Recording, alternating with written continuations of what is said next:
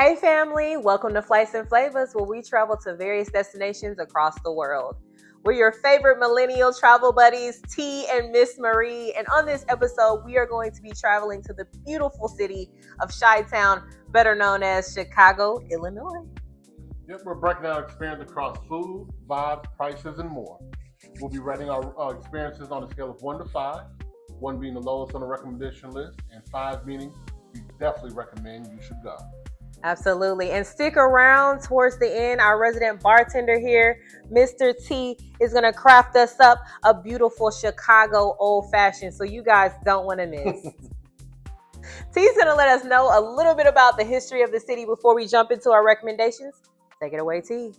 Chicago is a culture-forward city that blends luxury dining, strong cocktail culture, live music, and romantic vibes. Right along Lake Michigan in the Midwest of the United States, the city is fairly easy to move through and dress up for. It makes it ideal for couples trips and grown and sexy weekends, which I know we all love. Yeah. We visited in the winter, so yes, it was cold as crap, but during this time, expect fewer crowds, better hotel deals, and more time spent in intimate bars, jazz lounges, museums, and elevated restaurants. If you like your travel with flavor, culture, and a little edge, consider putting Chicago on your list. All right, now to the fun part. We're going to get into our recommendations for the city. So let's just jump right in. Let's just rip the Band-Aid off and jump in. Okay, so the first restaurant we're going to be reviewing is Cindy's Rooftop. So we visited this place, and T's going to tell us a little bit because this was one of his suggestions, and we'll let you know a little bit about it. Yeah, I really feel like it's a staple when going to visit Chicago, and also has a little historical value to it as well. Cindy's was named after Maria Cindy Pritzker, which is a Chicago philanthropist.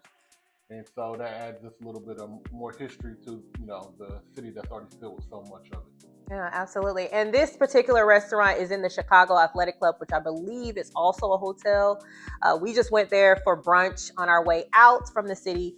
It's beautiful, beautiful restaurant, and it's located near the Bean. So if you look over the rooftop on the balcony, you can actually see the Bean. So great, great location if you're visiting Chicago. The first thing we want to talk about, though, is most importantly, the food. So as I mentioned, we went for brunch and we had a few brunch cocktails. I had just the traditional classic breakfast, eggs, toast, and a meat. Nothing spectacular. It was okay. It was all right. Nothing to write home about, but it was good, I guess. And then I had the Midnight Run, I believe is the name of it. And when they brought it out, I'm all about eating with my eyes or drinking with my eyes as well. And it was this purplish grayish color. And I just was like, okay, I'm gonna try it. And I tried it and I wasn't really feeling it. So that with my food, I would rate this place probably about a 3 as far as the food. I need to give it another chance and maybe try dinner. But for me, brunch, I'm gonna give the food a 3. Yeah, and for me, I had the smash burger. I felt like the bread was a little bit too thick for the sandwich itself. Kind of really took away from the beef within the burger. Well seasoned on that end, but overall wasn't the worst burger I've ever had, but also wasn't the best. It was average. So I mean, I would definitely give it a 3. From a drink perspective, I had what's called a moment in time, play on words there, and I had the Monkey Shoulder base liquor within it with the Monkey Shoulder Scotch, which is actually one of my favorite scotches. It's not really one of those heavily forward smoky scotches. It's more of a smoother scotch. You get tastes of vanilla within it. So one of my favorite scotches. Obviously you have time within the drink as well, but the drink was very good. Very good. Okay. All right. So you're giving the food a 3. One thing I also mentioned is whenever I'm at brunch and I try to venture out, but get you a good mimosa or French 75. And I had a mimosa and I was good. So they came back around the rear and brought it together. So let's move on to the vibes. We kind of touched on it a little bit, but with the vibes, I'm going to give this place a 5. As I mentioned, you go through this historical area down in the lobby. You go to the rooftop on this elevator. As soon as you get off, you see how beautiful the restaurant is. Excellent, just aesthetics. And as I mentioned, we went out on the rooftop, on the balcony, and we were able to see the Bean. And there were heaters out there. I need to see this place at night because during the day it was beautiful, but I'm assuming that it would be even more beautiful at night. So I'm gonna give the aesthetics and the vibes a 5. Yeah, same here. I feel like the restaurant was beautifully designed. There's wood throughout the restaurant with gold engravings. And now that I think about it, sitting at the bar was oak as well. But I feel like it was inspired by like a customized boat. Um, so it gives you more almost like, boat vibes, shipping vibes, like in the way that they design the seating around the restaurant. Oh, yeah. So overall, yeah, I feel like the restaurant and the way that it was designed, especially when you have the balcony overlooking the city, the beam, I would give it a 5. It was very beautifully designed. Yes, yes. Okay, service. So we had kind of different experiences. Mine was like, I want an exclusive experience. So it was okay. Like I would give it probably a 3.5 or a 4 for the service. Like they were great, they were attentive, but I left wanting more as far as service. They did their jobs, but also you have to keep in mind that it's hard to get in this restaurant, and that's why we sat at the bar because it was packed out. So they may have been overwhelmed, but I would give service about a 3.5. Yeah, with me, I feel like whenever you sit at the bar, you are getting probably some of the best service you can because it's you and the bartender. That's pretty much the only area he really has to focus on. So for me, I feel like the bartender was well educated on the menu, the drinks, the entrees, the appetizers, any questions that I had for him, he was able to explain it to me well. He also gave me a couple, free tasters, which, I'm always, happy with free drinks. But yeah, overall, yeah, the service for me was a 5. I feel like the bartender was great. All right. Now moving on to price. Price, I would say for the value of what I get, I know that I can get a Grand Slam, I think is the name, at Waffle House. Maybe not the liquor, but probably a similar meal for half of what I paid at this restaurant. So I would say as far as value, at least for the brunch, and I'm only speaking about the brunch, have not had dinner there. So I would say the price, I would give the price also a 3 just because of the value of what I received. I felt like that I left longing for more, as I mentioned earlier. Yeah, same. It's about a 3.5 for me. Like I mentioned, the burger was good. It was average. French fries with it, nothing really just over the top. As Cindy mentioned, if we go back to Chicago, definitely give it another shot on dinner, just because it was so beautiful in there. So yeah, overall, I'll give it a 3.5.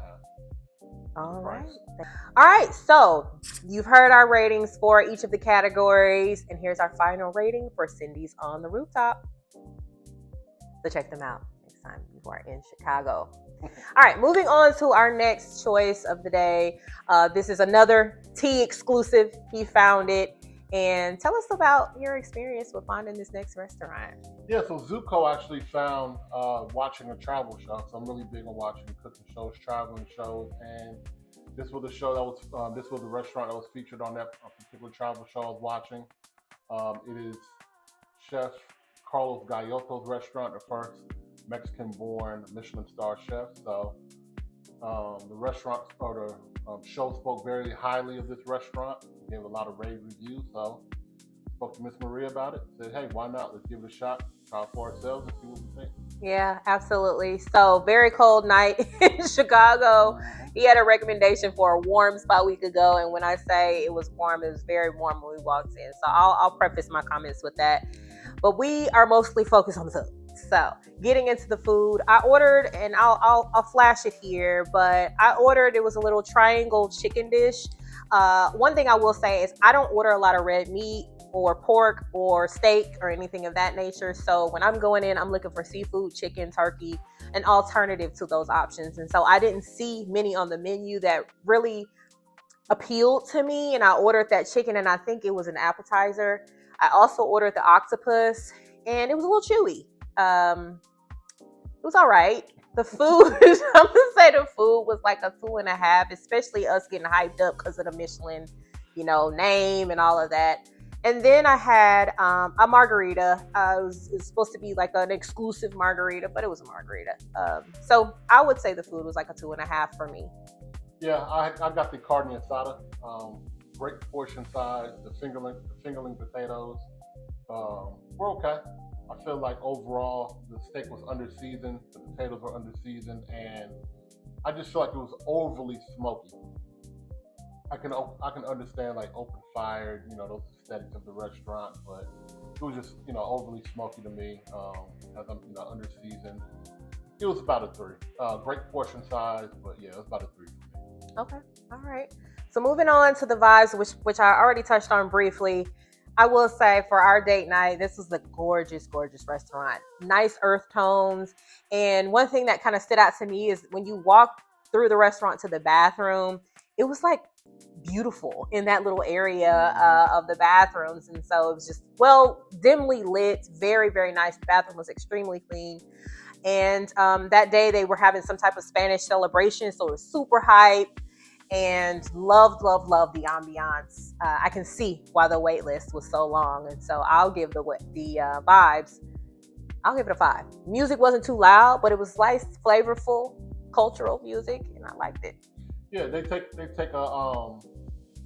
have very high quality as far as their vibe. I will mention as well with the drink that I had. It came out on fire. It's called a Pibli. That's something. Pibil, I think. Pibla. Yeah. What you call it? Pibil. Pibil. It's called a Pibil. But yeah, it came out on fire. Yeah. So yeah, they take their aesthetics, very seriously. It's like a monochromatic, rustic look in there.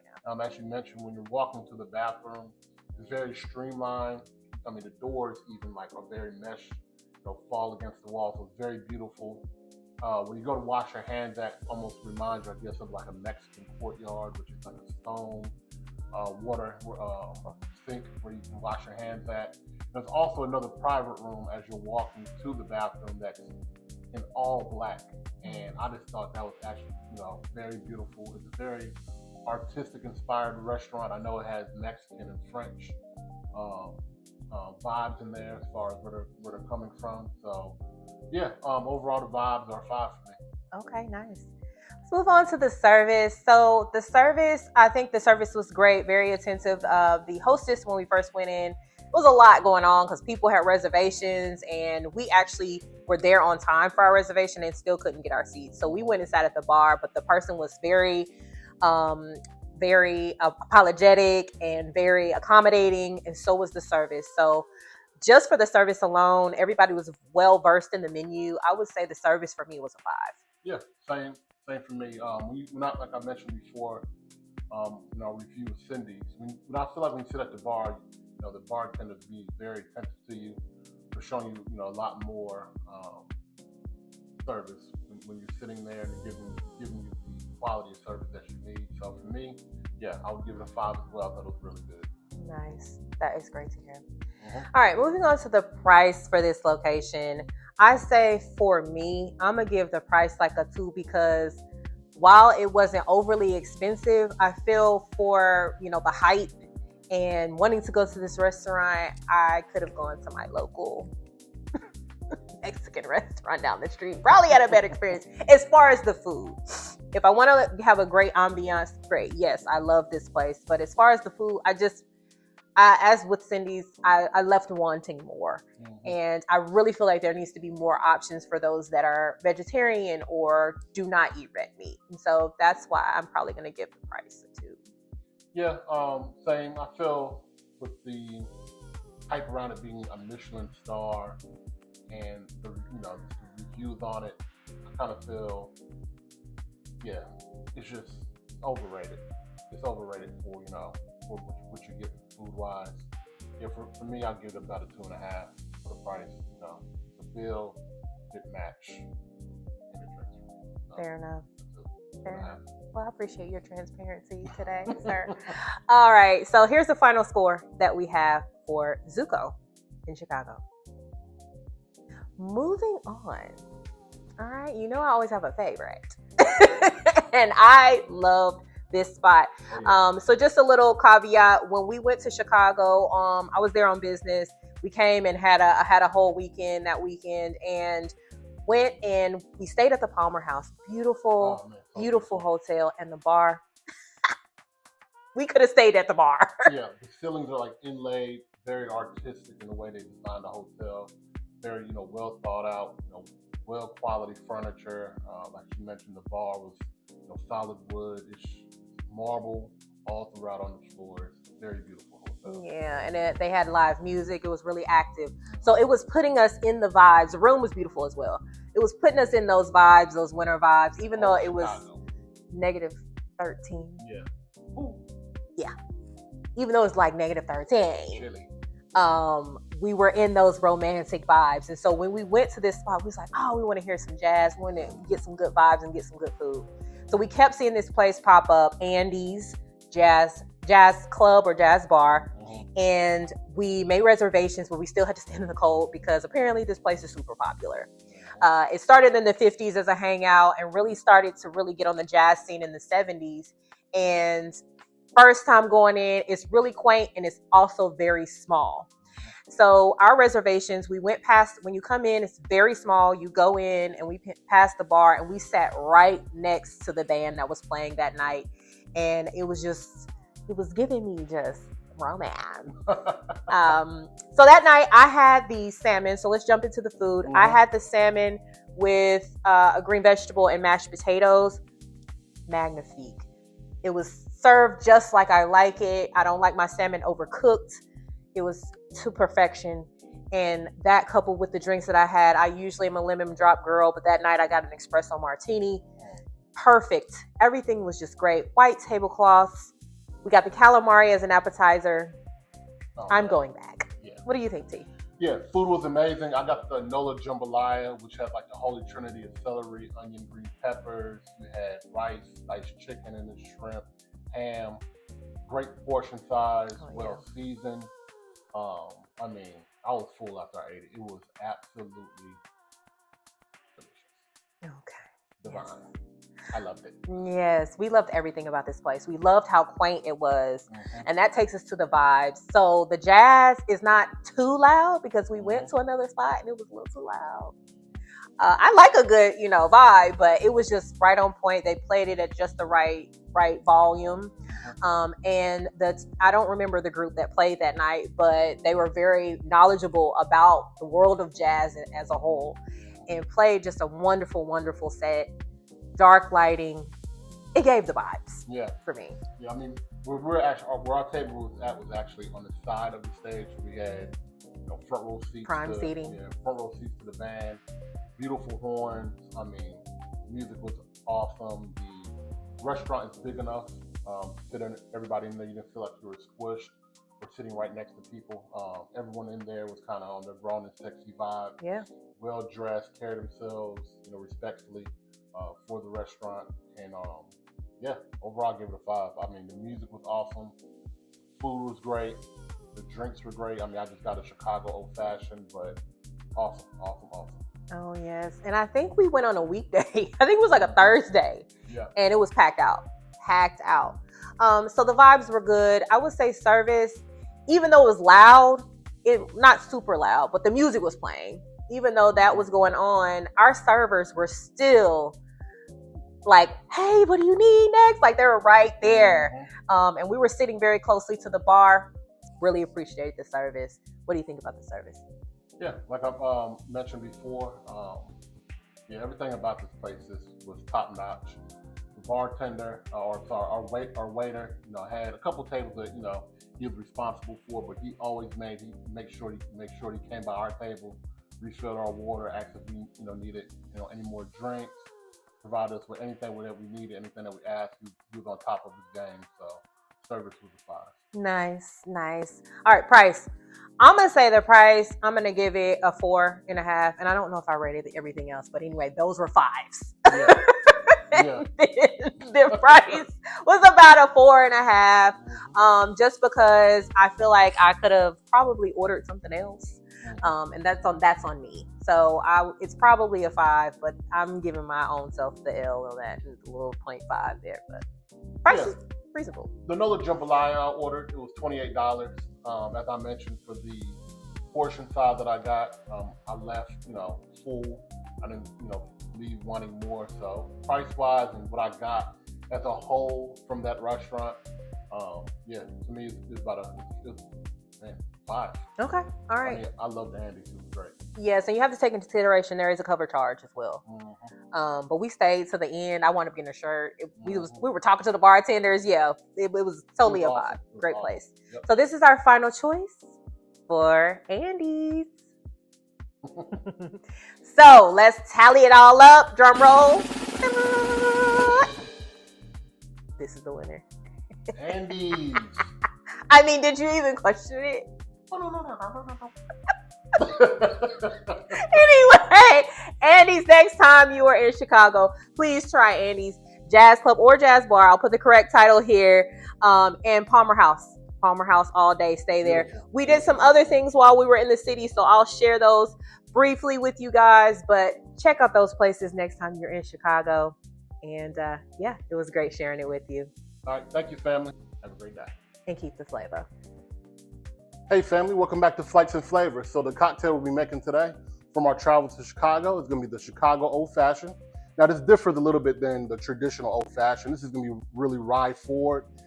This cocktail actually calls for more spicier, drier notes. So that's why we're going to be using this rye here. I decided to choose High West Double Rye. The reason I decided to choose this bourbon because it is going to give me those spicier, drier notes that I'm looking for in this cocktail. Now with that said, let's get started. As you know, here, family, I don't really like to measure, but for those that do, I will let you know you'll be looking around 2 ounces of bourbon for the pour. And with the simple syrup here, we're going to be using about 1.5 ounces.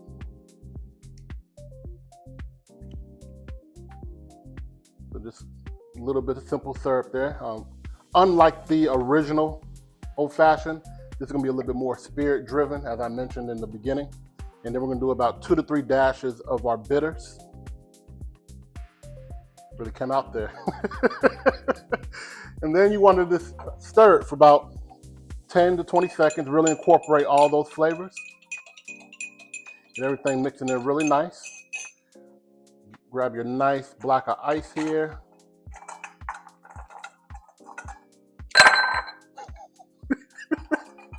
Got it smashed in there, but get that nice and incorporated. Get that poured right over that ice cube, nice and beautiful as such. Very simple drink to make.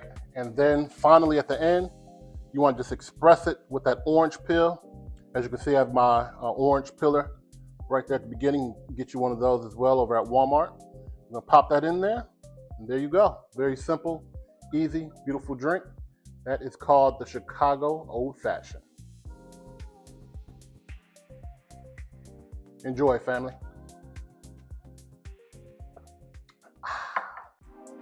Flights and Flavors.